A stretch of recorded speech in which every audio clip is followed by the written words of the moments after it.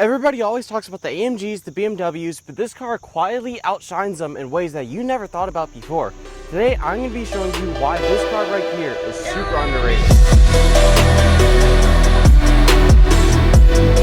Now let's dive in and talk about 5 key factors on how this car is underrated, starting off right away with performance. Now all S5s are powered by a 3.0 single turbo V6. Now that V6 makes about 354 horsepower and 369 pounds of torque. The transmission this car uses is a marvelous 8-speed auto. Now compared to the previous model S5, this makes 21 more horsepower and 44 pounds more of torque. Now if we dive deeper into performance, S5s have a package called the S Sport package. Now what does that include? Now that has a torque vectoring rear differential, adaptive dampers. My favorite thing about that package is the steering. It makes the steering super light, which leads to better handling, and that leads us right into our next topic, handling. Now I had briefly mentioned before the adaptive dampers, so that leads us straight into handling. This car has adaptive dampers that are always actively working to adjust the stiffness so you have the best and smoothest ride, and that converts to the better handling.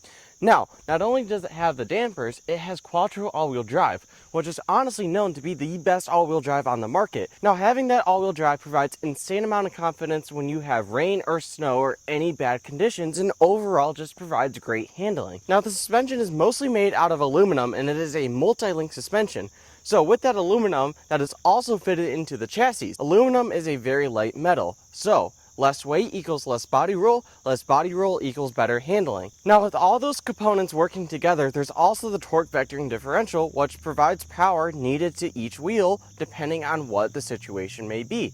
So overall, there's a bunch of components working together to provide the best handling, and on top of all that, with a switch of a button, you can put this car in comfort mode to have even more relaxed handling. And that leads us straight into our next topic, comfort. Now that we're on the topic of comfort, let's talk about the seats, because that's where you are 90% of the time. So these seats are made out of beautiful leather that are diamond stitched. They are heated. Some actually have ventilated options, and my personal favorite, they are massaging seats as well. The interior overall is made out of very high quality material. I'm talking carbon fiber, I'm talking Alcantara, I'm talking leather. Everywhere you look at is super nice. Now I had briefly mentioned the comfort mode option. Now what that does is it basically smooths everything out. It makes the suspension soft, it makes the steering smooth. Overall, it's just a very comforting feeling, and it is very nice for long road trips. Now a lot of people don't know they actually designed the AC to avoid hitting your eyes. So when you have the AC blasting, you're not having all that cold air hit your eyes, so your eyes don't get dry and watery. So that leads us to the next part, tech. Alright, we're going to briefly talk about the tech in this car, and starting off with the 7-inch infotainment screen. Now that has a lot of options, including different dynamic modes, speaker, Apple CarPlay, Android Auto. Now there are some other options that you can get with this car, and that includes adaptive cruise control. It also has traffic sign recognition, so it basically lets you know what kind of stoplights come in if you need to stop. And it also has keyless lock and entry. So if I do this, it unlocks. If I do this, it locks.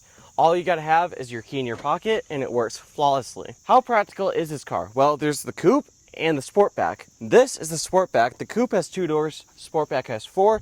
It also has more of a hatchback kind of style trunk, which allows for a lot more space. And all you have to do to close it, press this button right here.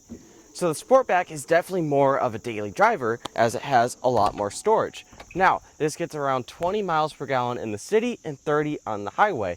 I've had almost 445 miles of range one time.